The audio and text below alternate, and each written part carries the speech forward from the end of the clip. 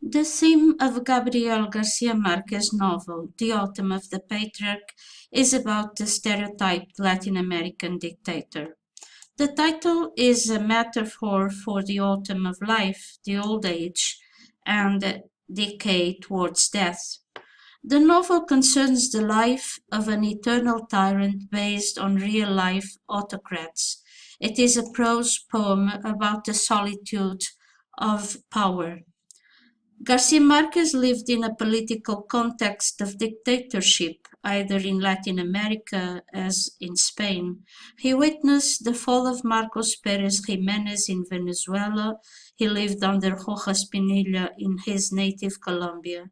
He covered the trial of a Batista butcher in the early days of Castro's Cuban takeover. He lived in Spain during Franco's leadership, who hosted a number of deposed Latin American dictators. The description of certain situations in the autumn of the Patriarch seems to be a close picture of the times of Trujillo and the United States and English gunboat puppeteering of so many bestial morons into the dictator's palace. He has absorbed and reimagined all this and more, and emerged with a stunning portrait of the archetype, the pathological fascist tyrant. There's no conventional plot, no linear chronology. The novel leaps forward and backward in time. The journey of this anti-hero, coming from a background of poverty, rising to a godlike power and dying in isolated decay, can however be drawn in a three-act traditional plot. The writing style is peculiar to this novel, with long paragraphs and extended sentences. Sentences at times run on for 3 pages, with dialogue neither quoted nor paragraphed. Winding sentences which convey the dictator's desperation and loneliness alongside the atrocities and ruthless behavior that keep him in power. One can detect traits of Rabelais in its excesses, its distortions, and its exotic language. As Gabo stated, the Latin American reality is totally Rabelaisian. The novel is a puzzle of pronouns, consistently changing narrative points of view in mid-sentence. The narration is largely within the general's mind, but the author also enters other minds with brief intensity, often speaks in the collective voice of all people in the blasted nation, and so, through relentless immersion of the reader, he eliminates the monster internally and externally and delivers him whole.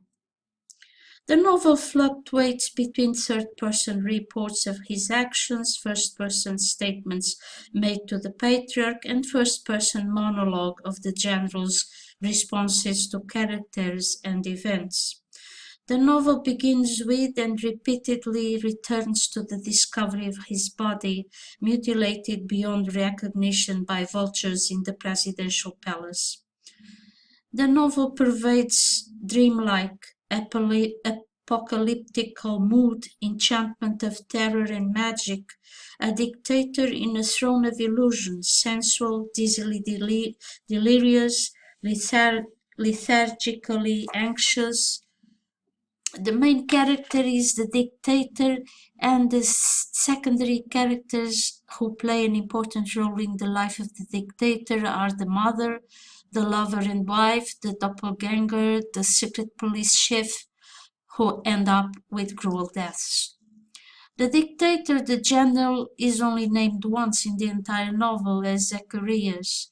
He is a bird woman's bastard, conceived in a storm of blue-bottled flies, born in her convent doorway, gifted at birth with huge deformed feet and an enlarged testicle the size of a fig, which whistles a tune of pain to him every moment of his impossibly long life. He is so old that his age is no longer known, somewhere between 107 and 232 years. He is illiterate. He takes power by coup d'etat, supported by the gringos, a bloodthirsty tyrant who becomes alienated in his decay. His power is limitless. He orders the time of day changed 3 to 8 in the morning to deliver him from darkness. The roses open 2 hours before due time.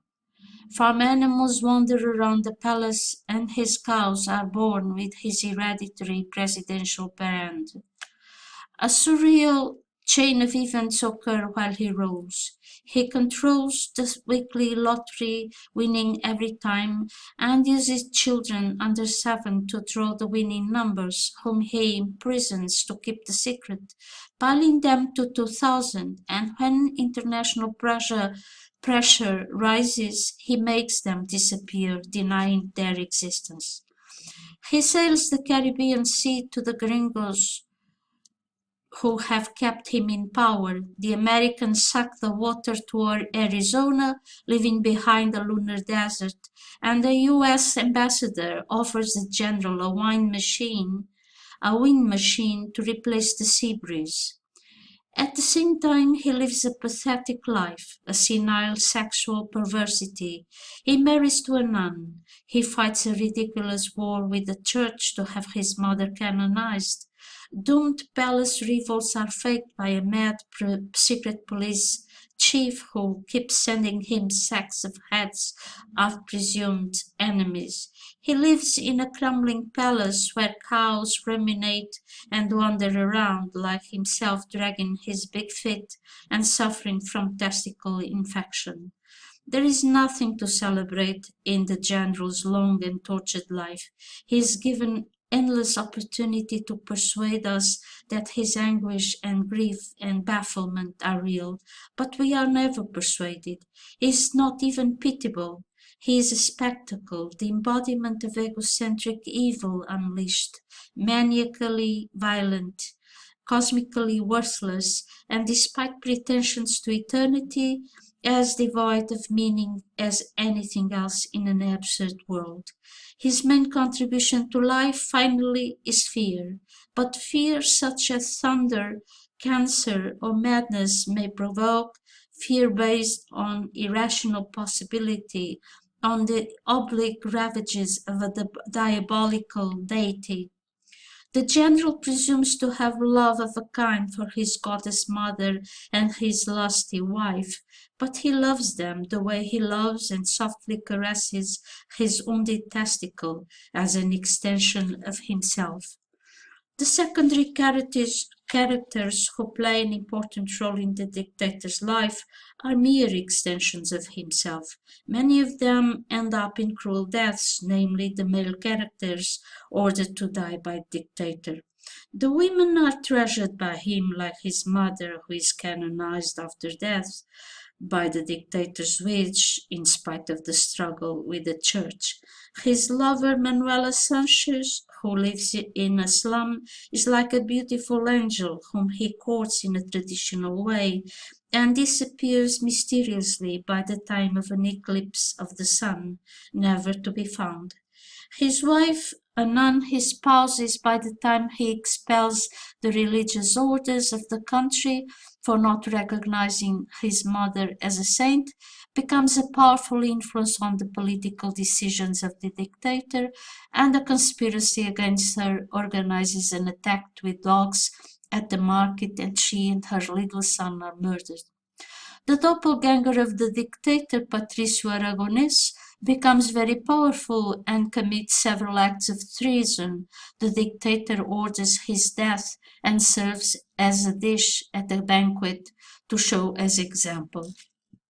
And then the officer, Santos de la Barra, becomes the secret police chief and the trustworthy arm of the general, and keeps inventing conspiracies, bringing the heads of the enemies to the dictator to justify his existence, but ultimately falls in disgrace, being himself tortured and displayed in the public square by order of the dictator.